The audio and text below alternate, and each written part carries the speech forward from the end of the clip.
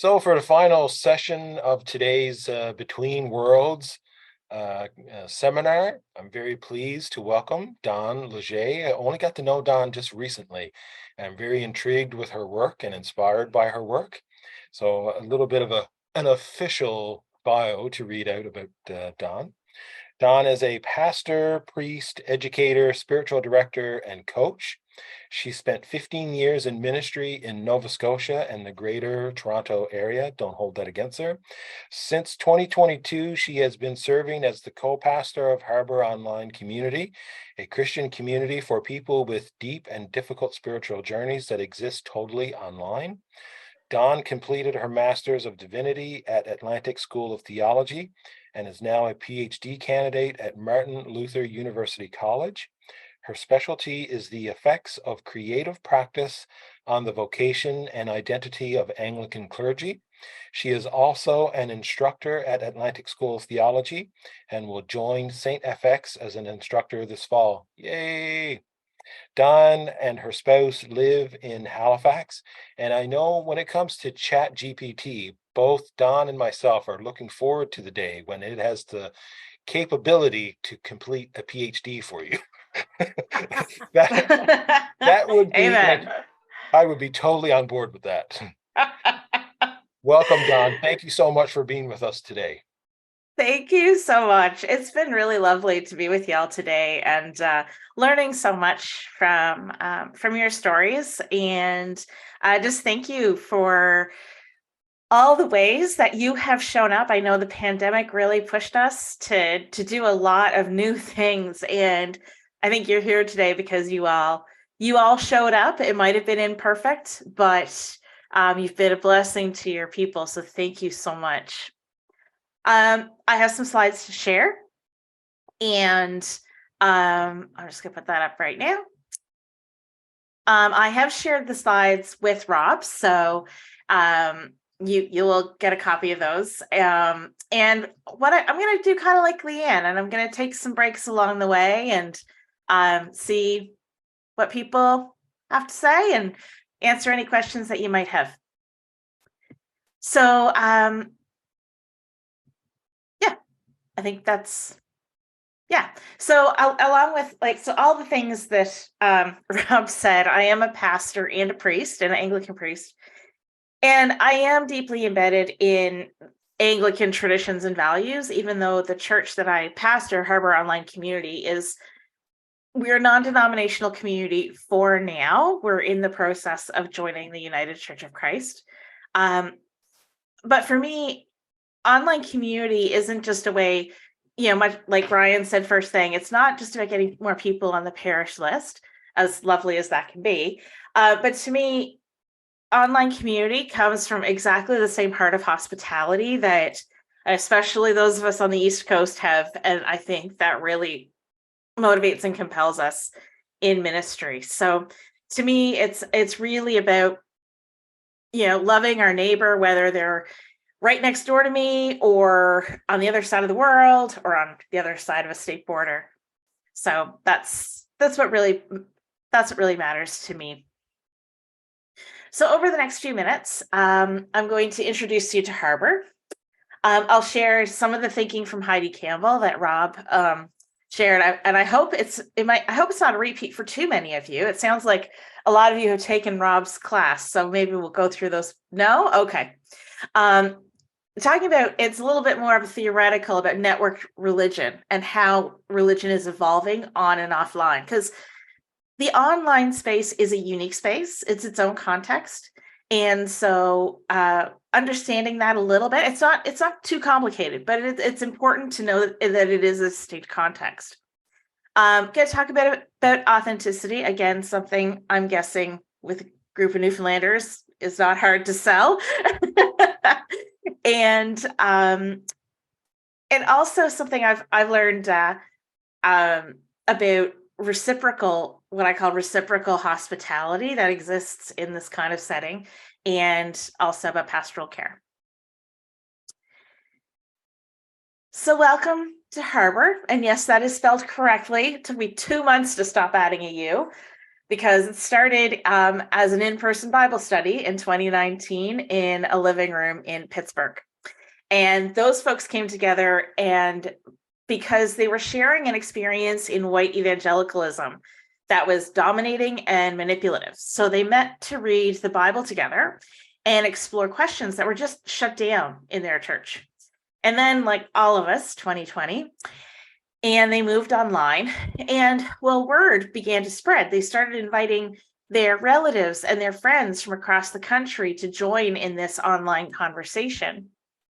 And then we received some funds from Presbyterian Church USA and the United Church of Christ, and more people started to find us. And so now we're an international community with people in South Korea, Canada, Argentina, and the US, and includes people from many Christian denominations, not just evangelical denominations. And so today we as Harbor, we come together in several ways. Our main gathering is on Thursday nights. So we'll get about between 20 and 25, 30 people. And we start with mutual storytelling is a really important part of our community.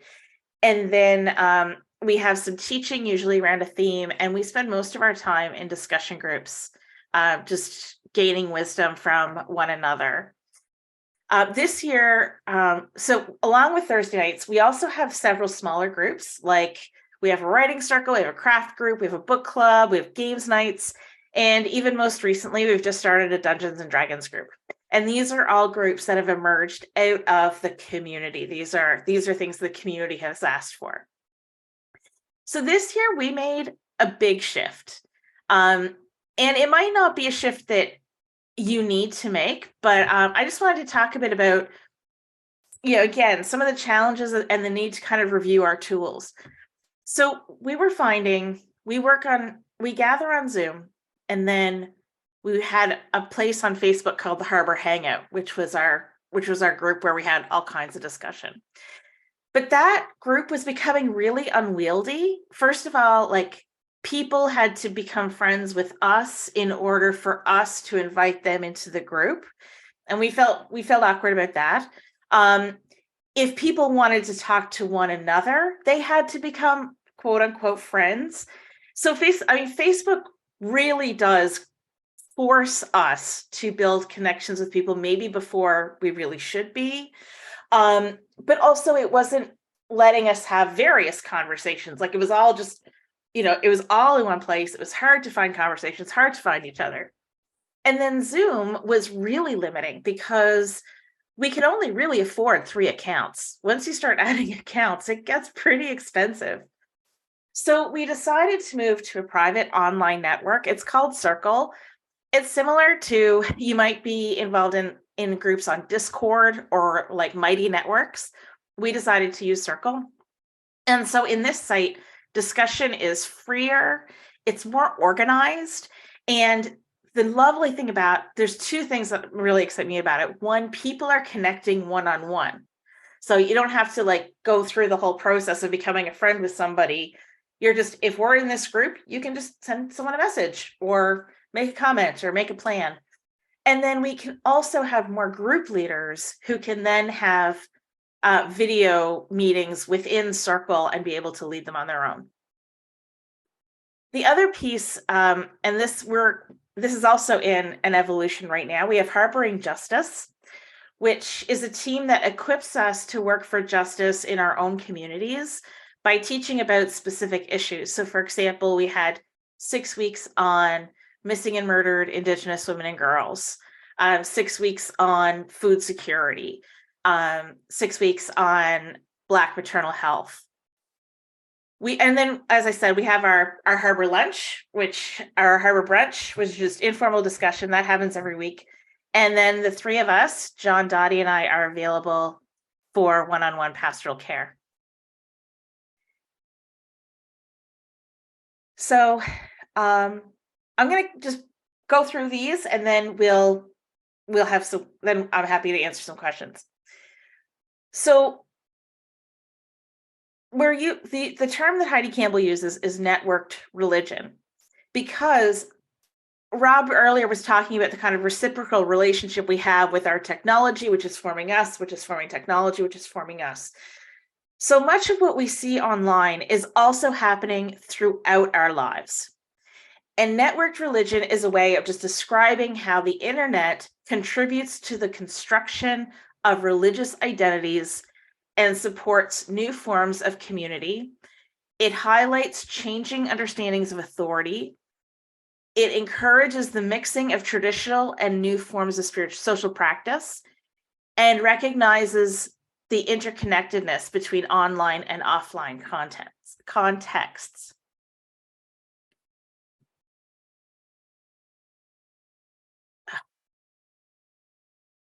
Okay. So the first one is we all exist in a networked world. Even if you are in the center of Newfoundland, we are all networked somehow. If it's not the internet, it's through a telephone, it's through our televisions. And what we experience online is a reflection of what is happening in our wider society. And so as all of these structures are shifting, right? Political, social, economic structures, the more we become interconnected, the more our traditions and structures of our religions become malleable, whether we want them to or not. When it comes to our identity, which is really formed by stories, we construct that identity from a variety of sources. And what the internet does is it makes so many more of those resources available to us. We use those resources to write our own personal narrative, and that's where we make meaning and connection. So where once upon a time we would have had access to our catechism, our creeds, traditional prayer texts, stories from within our family, stories within our community. Now we can access resources from all around the world, from various different traditions. And so our capacity to shape our own identities is changing. As Brene Brown writes, we are the authors of our own lives and we write our own daring endings. And so these resources help us recognize and express the complexities of who we are. Now, online interaction adds this beautiful complexity to our own identity and our own narratives. And we can learn more broadly and more deeply about what interests us, but we can also present ourselves in a variety of ways, right? We had a great conversation earlier about kind of the diocese and parishes and how they work together or don't work together. And part of that shifting understanding of authority comes from being online. And we saw some of that, particularly as Anglicans, when it came to talking about communion during lockdown. Because that was a difficult question that had global consequences. Because our teaching is clear about the nature of how we share in the Eucharist, and that in-person contact is an integral part of the incarnational mystery. And so, understandably, religious authorities were reluctant to consider adapting hundreds of years of teaching on our most important unifying symbol in the midst of a pandemic that shut the whole world down. But at the same time, in some Anglicans, some not, people were at home discovering incarnational experiences and rituals online and could not understand the difference between that experience and using bread and wine at home. They would say, is the Holy Spirit not present everywhere? I know of more than a few people, I may have done it myself, who disregarded their church's instructions and consumed bread and wine while the Eucharist was being performed on their computer screen. And who was right? When bloggers and TikTokers are received as sources of religious knowledge because of their research and experience, The tension arises as churchgoers have more knowledge with which to question offline religious authorities.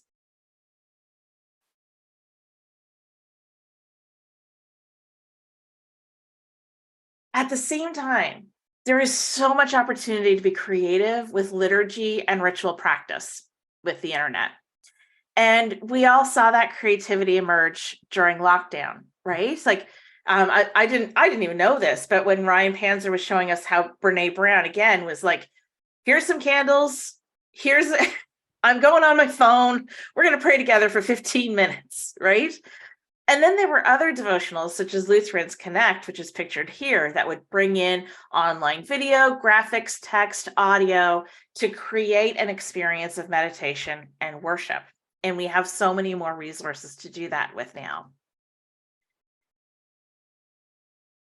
And finally, we have these strong ties between various locations.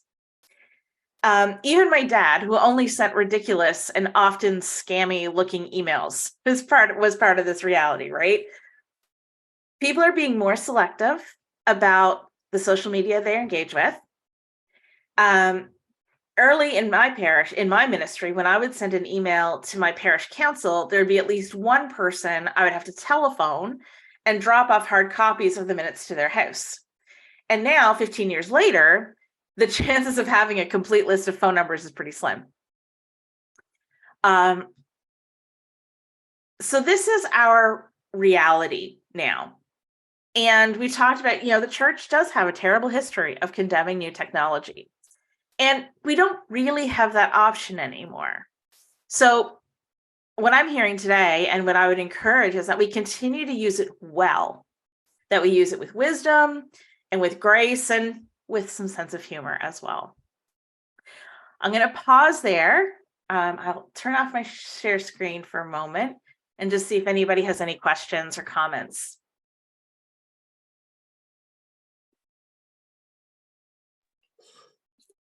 Hello, Dawn. I have a question. Yeah. I'm just reading here about your online community, and since it's really widespread and diverse, how did you gain the trust of the people?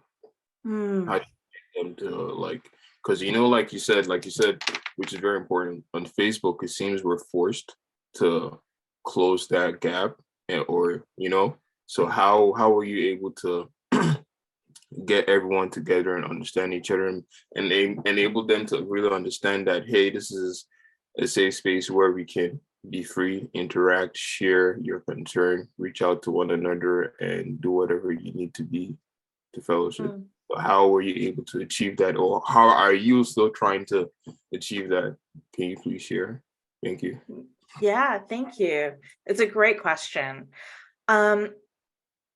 I think prioritizing folks' safety, I think, has been part of that. But even before, I would say the two things that have helped us most in establishing trust. One is our guidelines, which are maybe you have to actually. No, I don't know if they're actually on our website. Actually, I'll try to find them.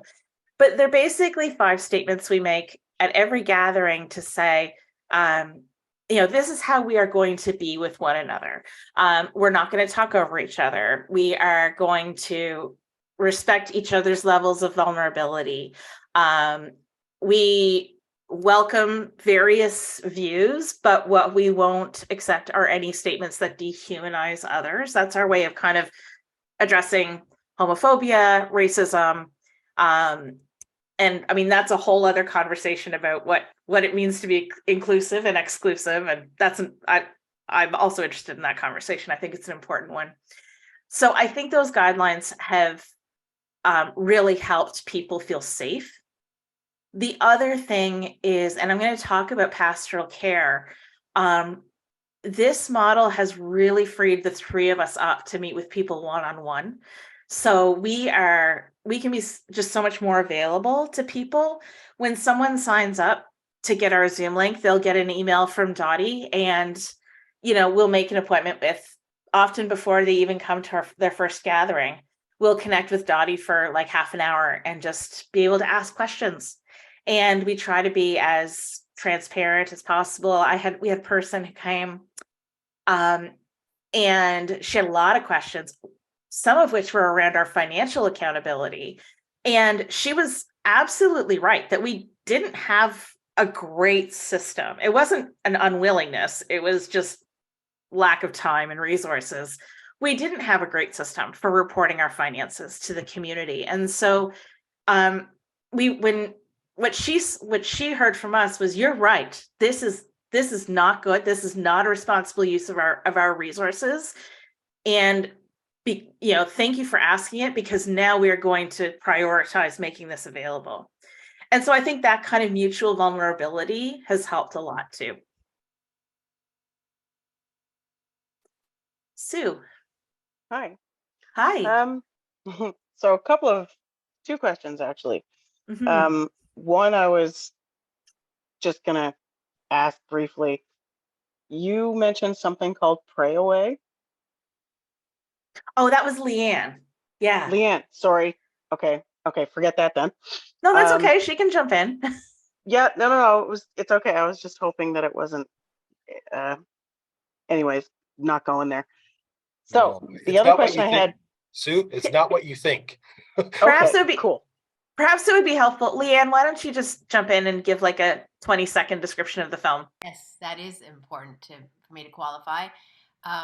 And because Supper Club has we're a largely queer community. We are a largely queer community. That's why we hosted the video. And I had somebody come who was able to give pastoral care to those of us in the LGBTQ community because of the highly triggering nature of the documentary. So. Mm-hmm. Which And it's was a why I was asking documentary the about, question.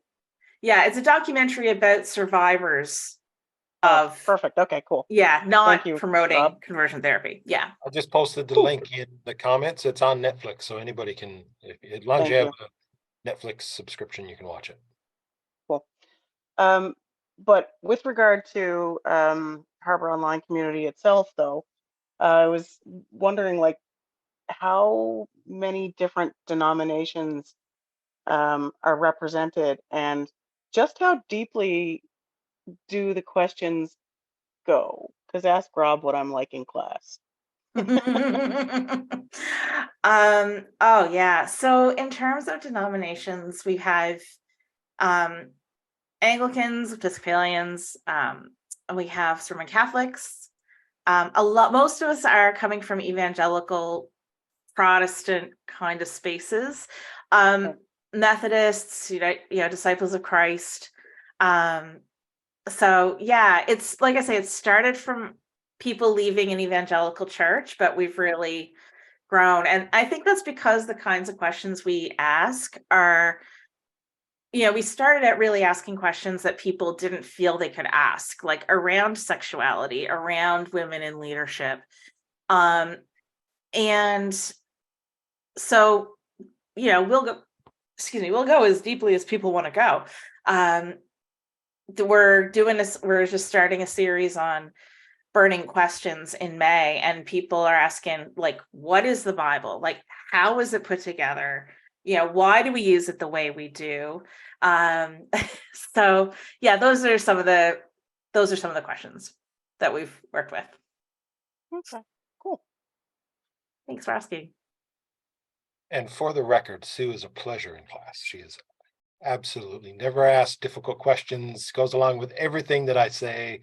She's a model I student. didn't say I wasn't a pleasure.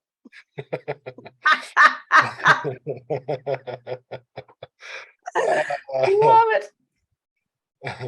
All right, shall we keep going? Oh yes. Oh, Sue, I think you just have your hand still up. It's still up. You go ahead. All right, I'll go back to sharing my screen. Share. Fun. Oh, for goodness sake. There we go.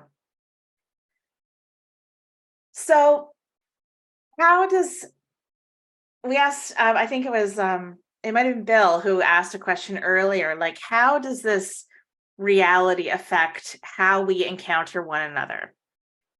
And if you want to, if you want to kind of give me a reason to tense up a bit, start talking to me about embodied worship.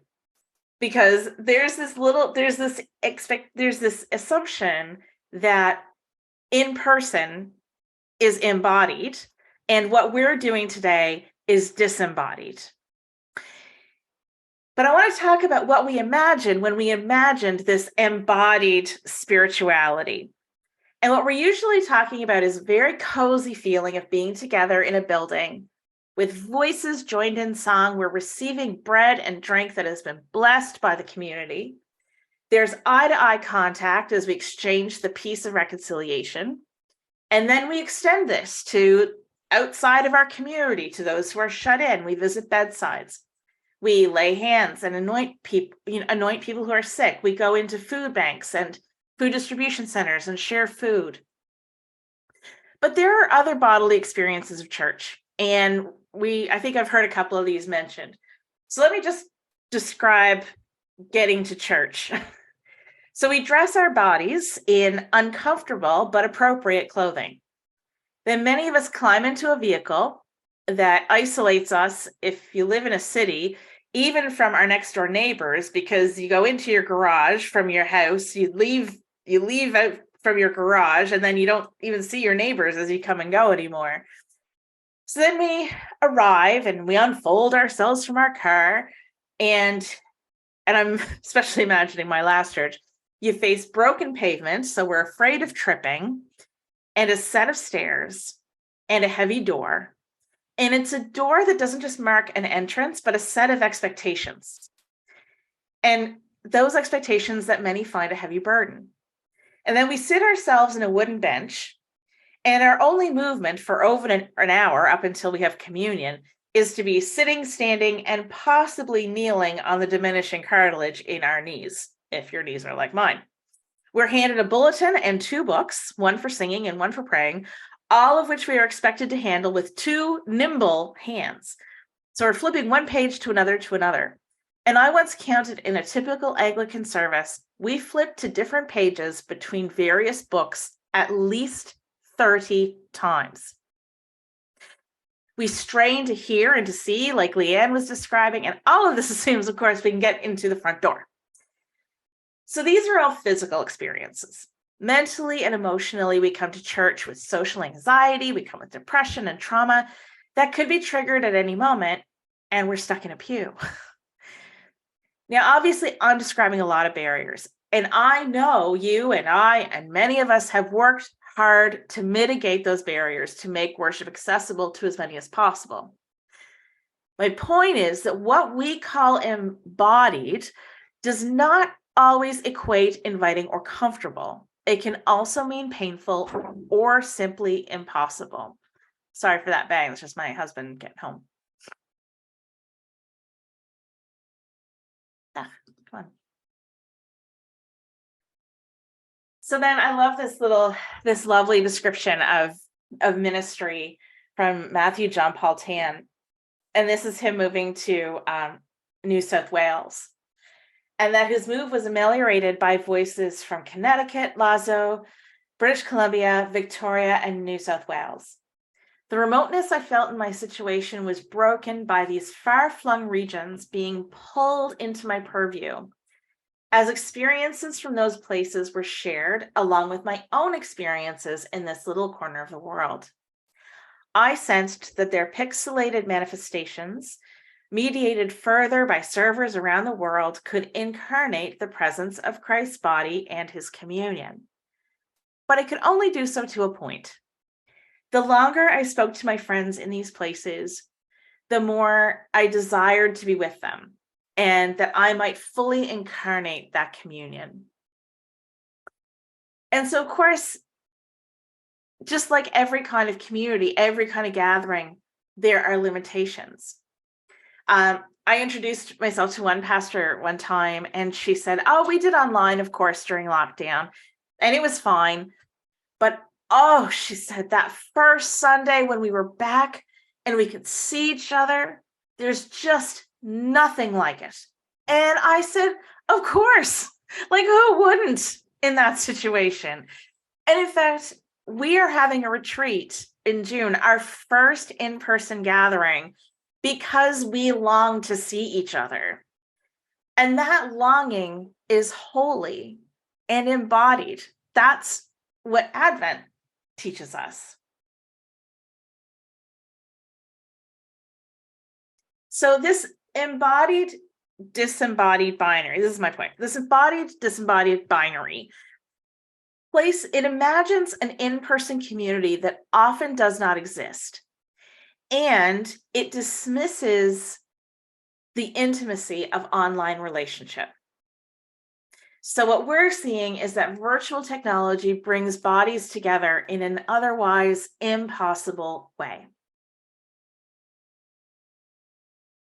So who is online? Who's out there? Everybody's out there. We know that. A woman farmer in India protesting her government is on the phone on her cell phone camera with a TikTok account. A person living in an encampment can reserve time at the local library. Sadly, here in Canada, and even worse in Nova Scotia, we are among the worst for getting internet and cell phone coverage in the world. Meanwhile, revolutions are being staged in Iran on group texting apps. So who is out there? People with disabilities. Perhaps your building is fully accessible, but sadly, we don't control all the access in a person's life.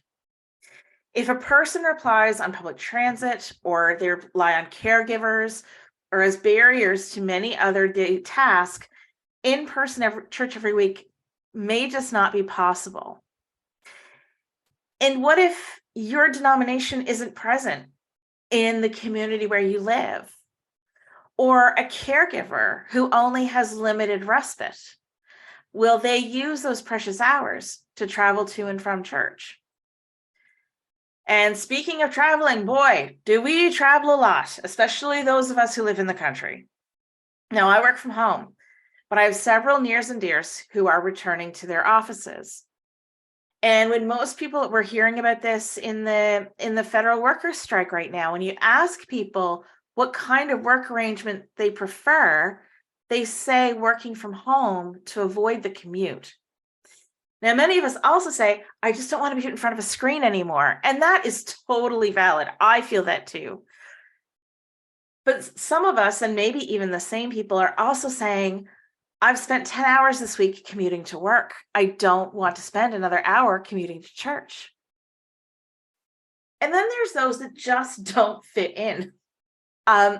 We're kind of, I got to tell you, Harbor, we have all sorts, but we're kind of a bit of an island of misfit toys. We're all a little bit weird.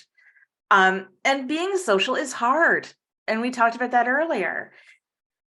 But also think about being the only Black person in a white neighborhood, or the only role-playing gamer in your high school, or the only stay-at-home parent when all your friends have jobs. Being the only one is really hard. But online, you're never the only one. And then there are people who are living in some kind of closet, whether it be sexually or politically or socially or religiously, facing persecution.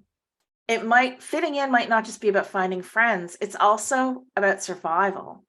And sometimes online community is the safe place for people who perhaps are in a strong Christian right family or even neighborhood to go to church at all. And then there are queer folks in countries or communities where they're persecuted, and then they can see others online. And no, nothing is ever private on the internet. And that's one of our guidelines, is we try to keep everything confidential, but we don't guarantee it. But we can do our best to offer safety to those who need community to survive. So I asked some of our Harbor folks what they were looking for when they found Harbor. And all the people in here have said I can use, they've seen what I've written, and they've all said it's okay to share. So nobody said they were looking for an online church, except for Jeff, who lives in North Carolina, because he wanted to hear voices from outside his immediate area, because he lives in the American South. Kim found us quickly, even though she wasn't looking for online.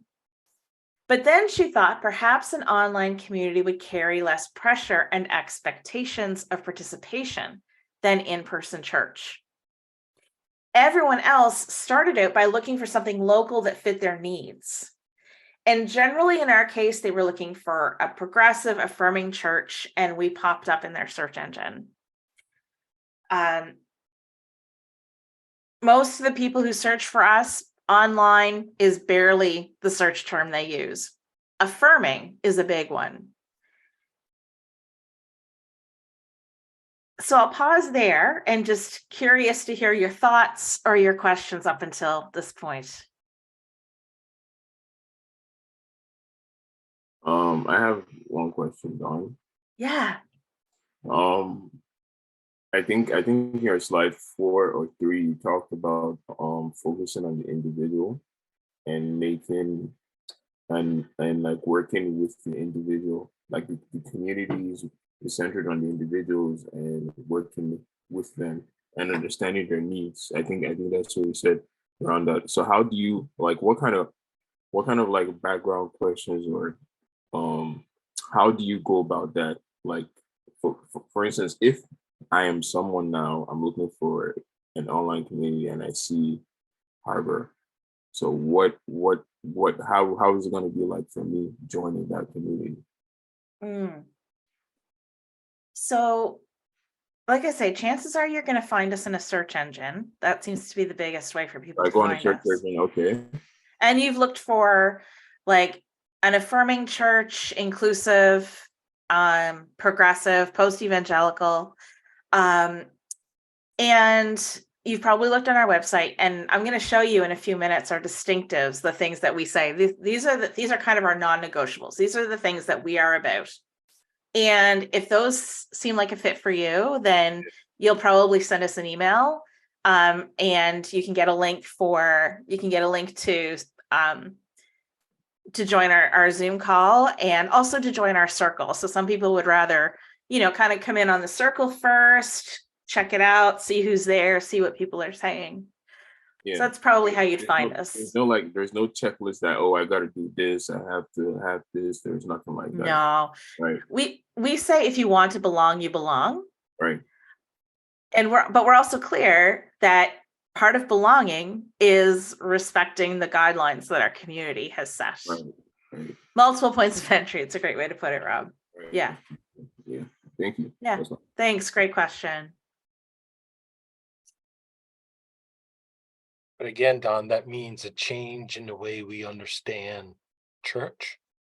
That church is about belonging, not about membership. We're still really obsessed with membership, so much with belonging.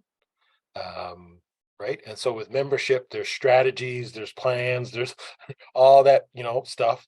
But when you're trying to create belonging, that's a totally different thing, isn't it? Yeah. It takes totally different skills and values and intentions. Yeah.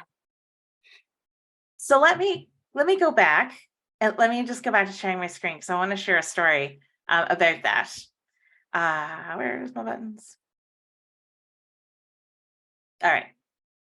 So I went to a church of church planters recently, and that's the other thing about Harbor is we are not nearly figured all this out because we're only 2 or 3 years old. So we're very much still a church plant. And so I'm at this conference of church planters, and I was really surprised how disruptive online church is still kind of perceived to be. Like I say, I guess we're kind of a unicorn. Like one person, he asked me like 3 times, like, don't you find online there is connectedness, but not relatedness? And I tried ignoring him, but he was being persistent. So finally I just said, no, just the opposite. And I talked about Mikester. Mikester is one of our first members, and he's very faithful. So just a few days before this conference, I had facilitated our weekly brunch hour. And so we talk about TV and we catch up on each other's lives. So Mikester logs in at about the 45-minute mark, 15 minutes left, and he's in his car in Phoenix, Arizona. And he was, so he has his phone on his dashboard. And he's also had a really rough few months. He's had a really hard time trying to move apartments. And so he had just moved into a new place. And so he logs on, his camera's shaking, and we can hear all the road noise. And he says, I'm just coming back from a Starbucks run, and I wanted to show you all my new place. And so he turns the camera around so we can see his new neighborhood through his windshield. And then he pulls into his parking spot and he grabs his coffee. And he takes us to his front door. And as he opens the door, his dog, Nubbles, greets him at the door. And he greeted his dog like we all greet our pets. And we're like, oh, hi, hi, hi, hi. Say hello. And he points the camera towards Nubbles and says, say hello to our Harbor family. So he wasn't just showing us his new place on the internet. He was inviting his family into his new home. Because family is related and intimacy is built through a screen. Like, think about, for those of us who are clergy, how many weddings are we presiding these days where the couple met online?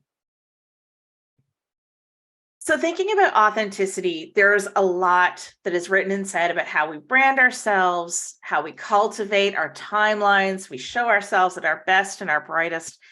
And I don't know about you, influencers kind of drive me crazy.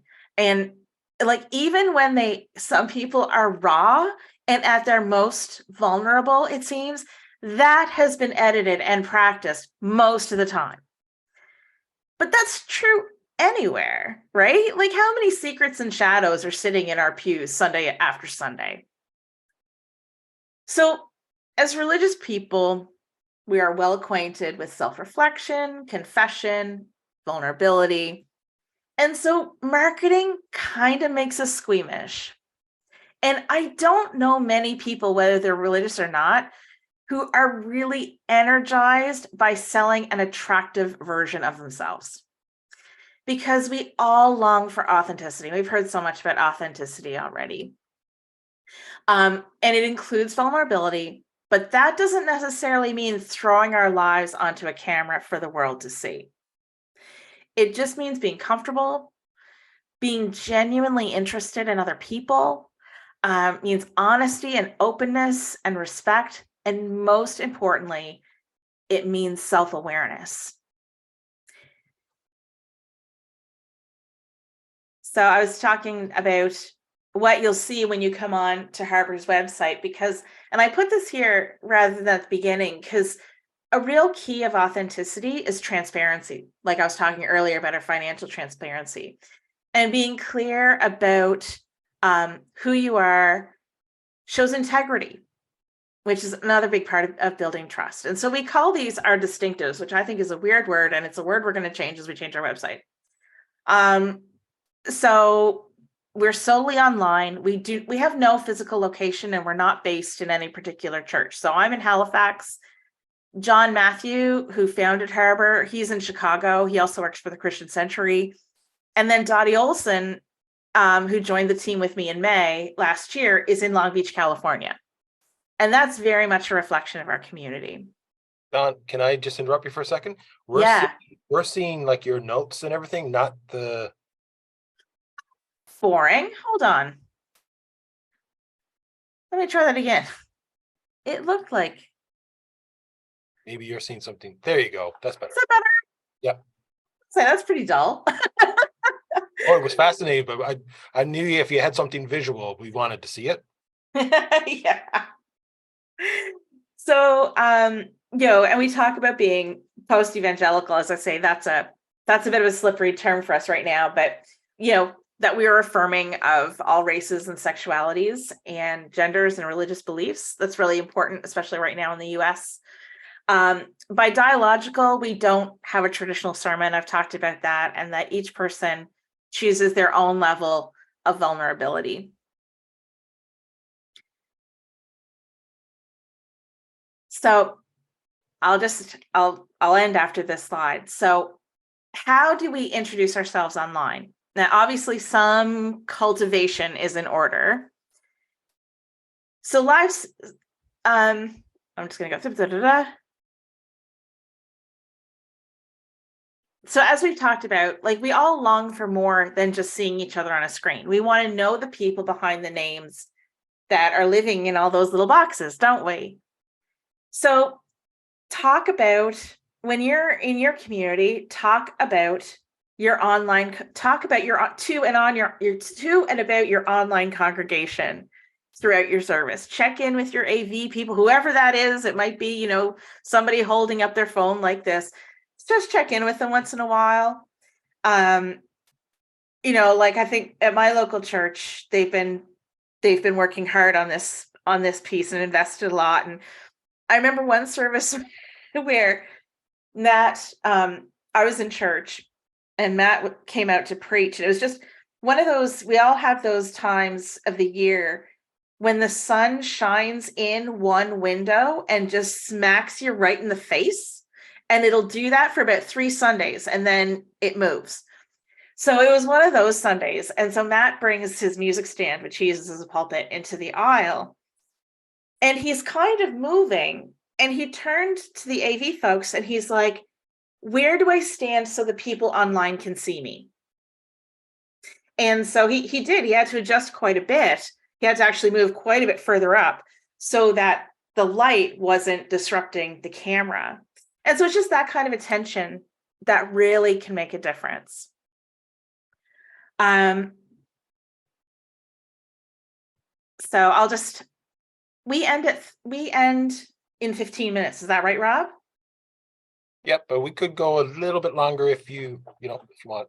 You're the last one. You got more flexibility with time. Well, I also want to respect people's time too.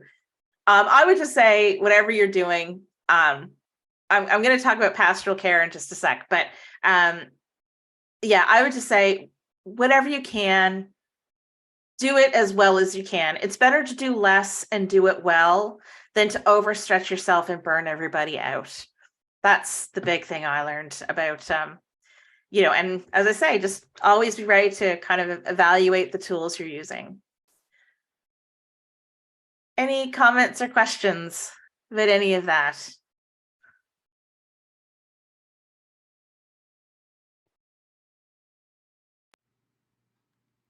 Hi, Leanne. Go ahead, Leanne. I might just push back a little about this idea of marketing being always having to be like a shiny, perfect product.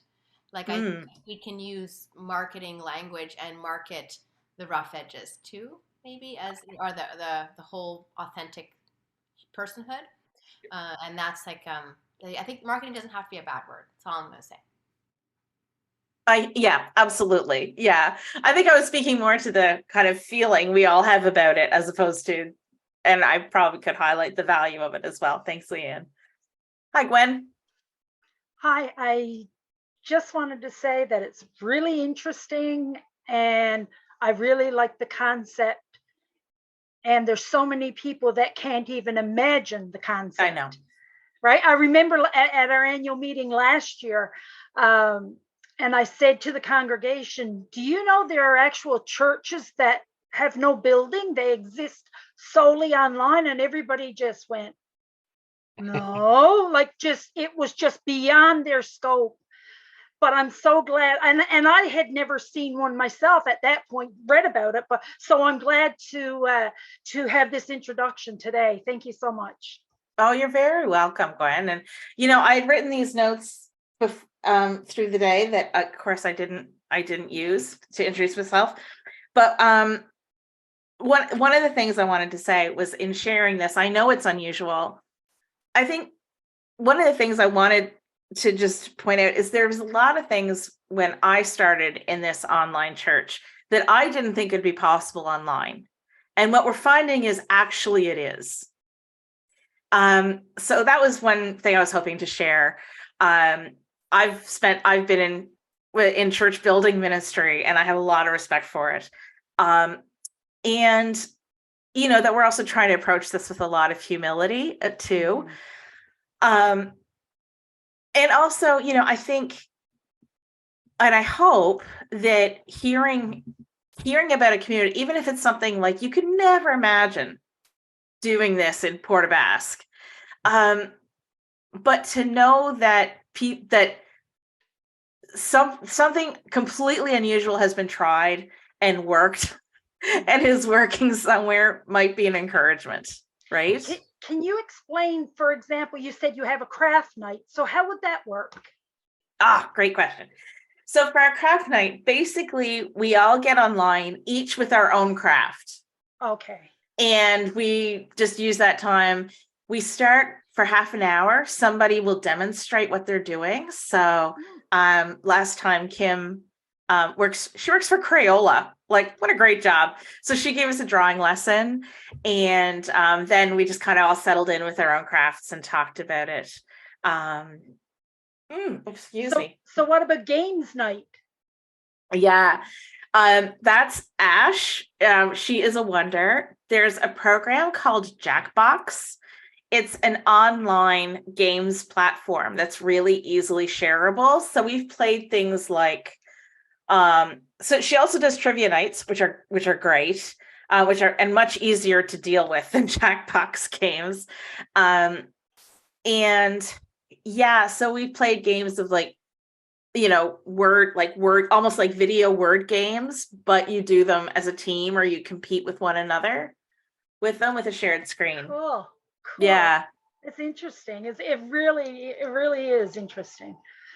Yeah. And it is possible. You're proving that it's possible. Yeah. Worldwide. I have to say, I've heard of a lot of churches that did trivia nights through lockdown, and they were really popular. Yeah. Yeah. Thank you. Oh, you're very welcome. Don, I like what you said about paying attention to your online congregation. Like, so when you're live streaming, like I've made it a habit now that I don't do it as often as I used to when I was in parish ministry, but when I'm presiding or preaching, and if the church is live streaming, I always have it open on my phone. Yeah.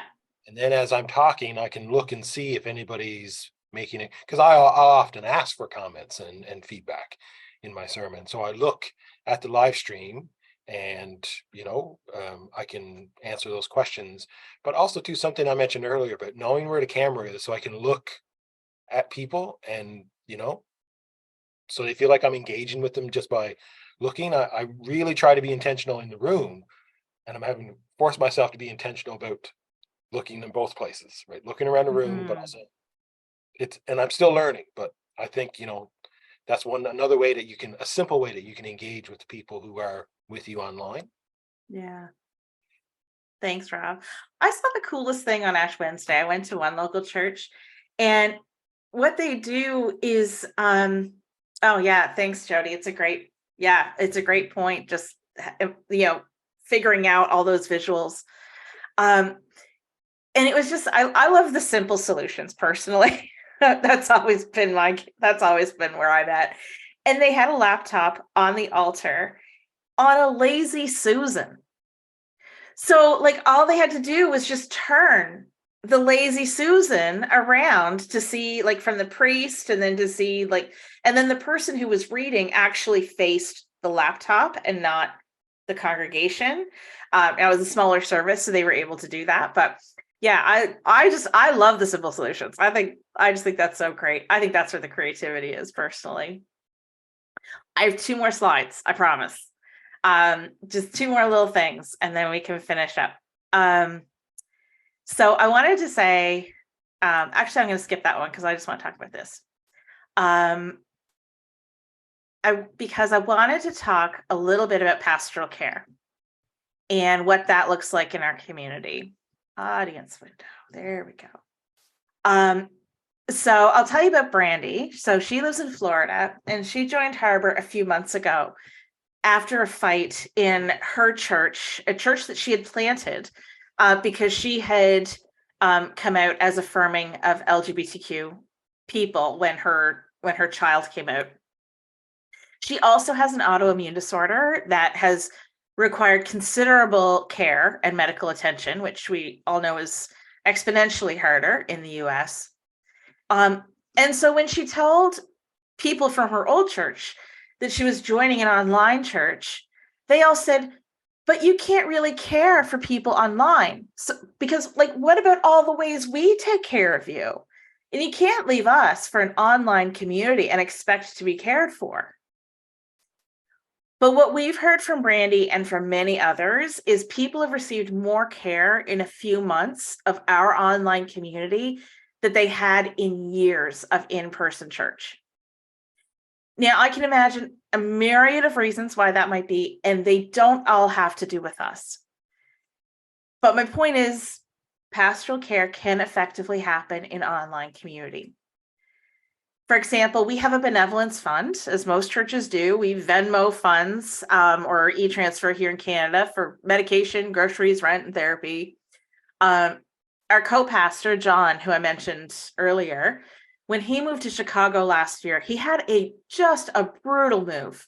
The day they were to move in, he just had one setback after another, including injuring his ankle when he stepped through a stair. And so the next day was harbor brunch, and he started sharing, and it was just so clear that he and Ashley were just having an awful time.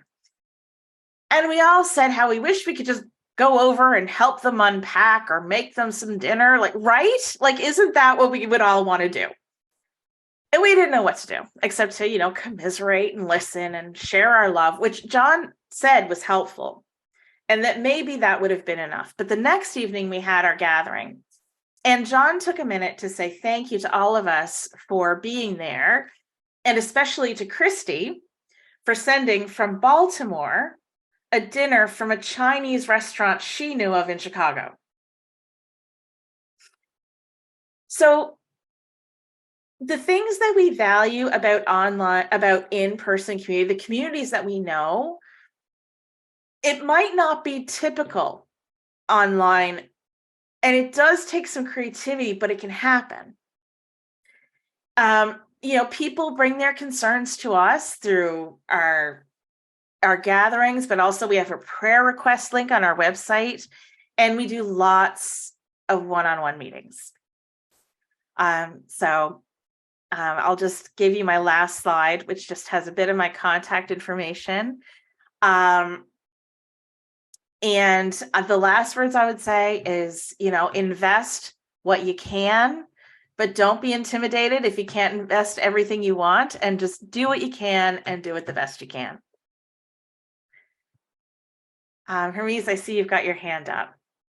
Yeah, as you spoke about the conflict between the offline and the online community, well, the experience of that person, I wondered, the New Testament is all about, well, most of the New Testament is about epistles.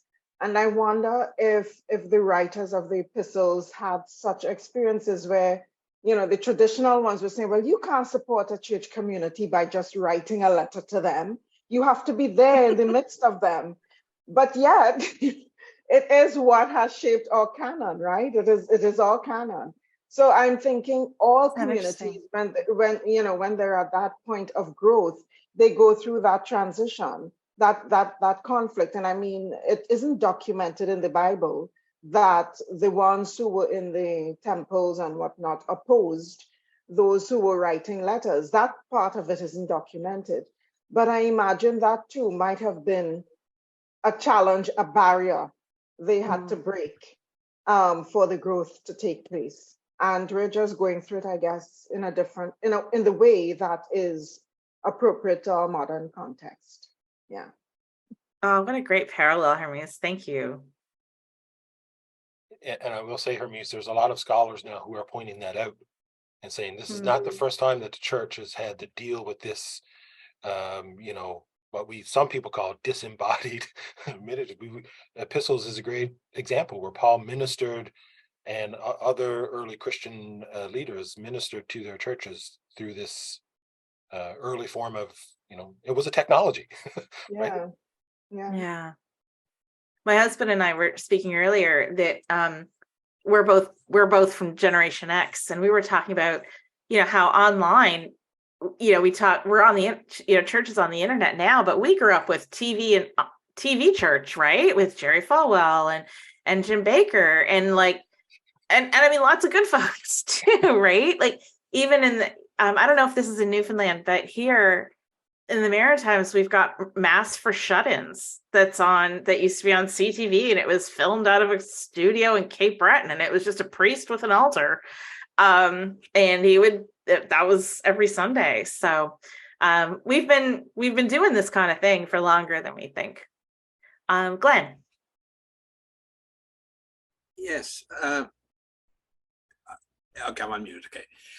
I just wanted to ask about music because I'm a church musician by profession. I'm a church organist here in St. John's.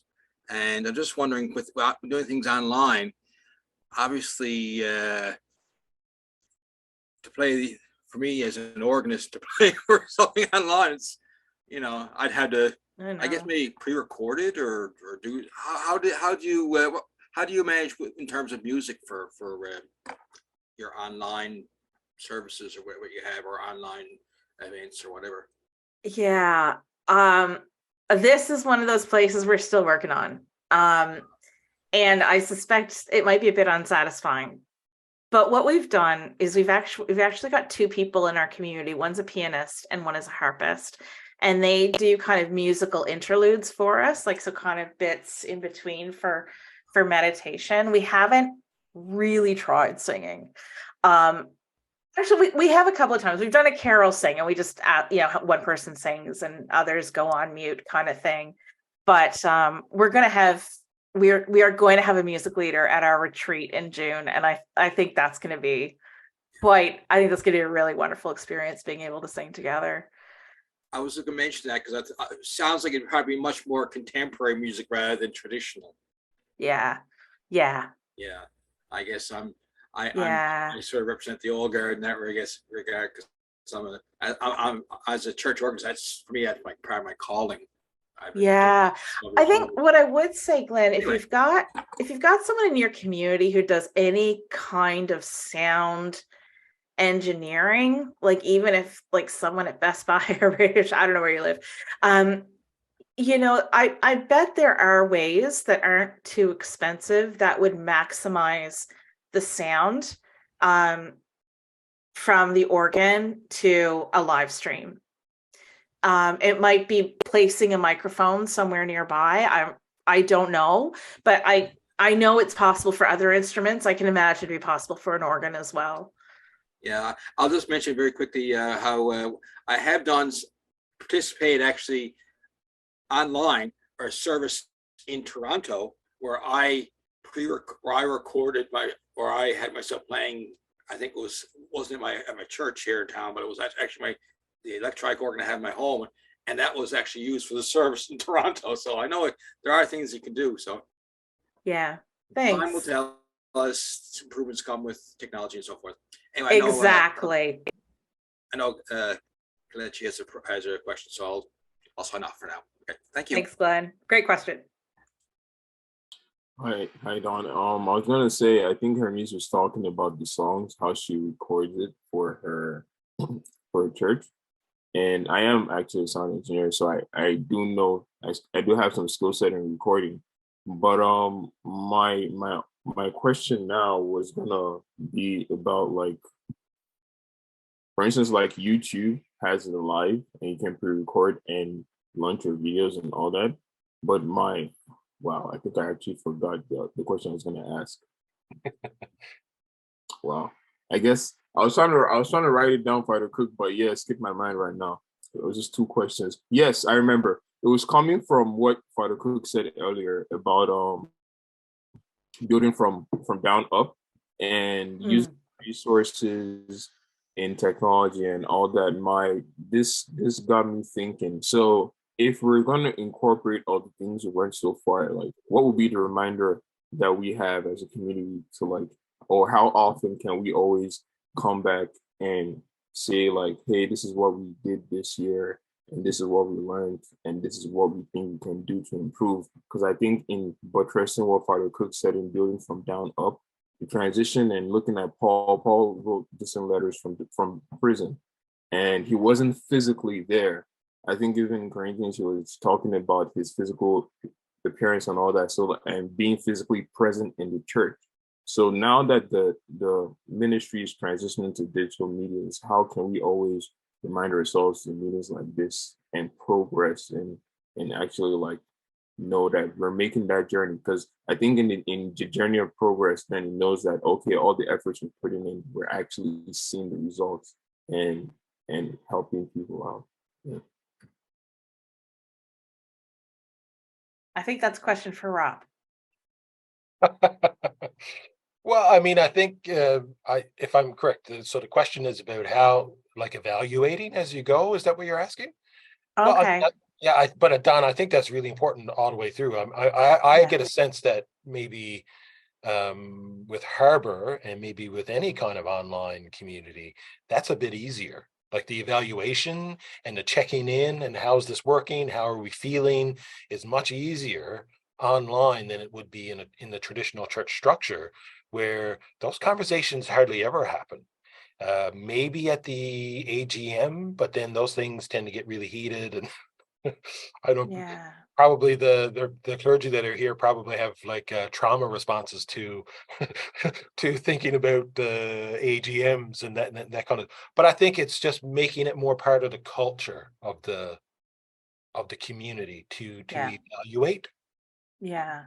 So one thing that I'm going to be teaching a course at AST starting Monday, and one of the things we talk about is how when we talk about the online context, that it is kind of at its heart, algorithms aside, the online space is at its heart democratic, because essentially everybody has, as Leanne said earlier, everybody has the same access.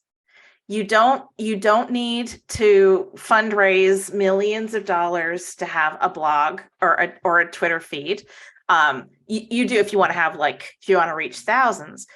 But people, I think one of the ways we're changing because of online is we are now accustomed to having a space where we can say what we want.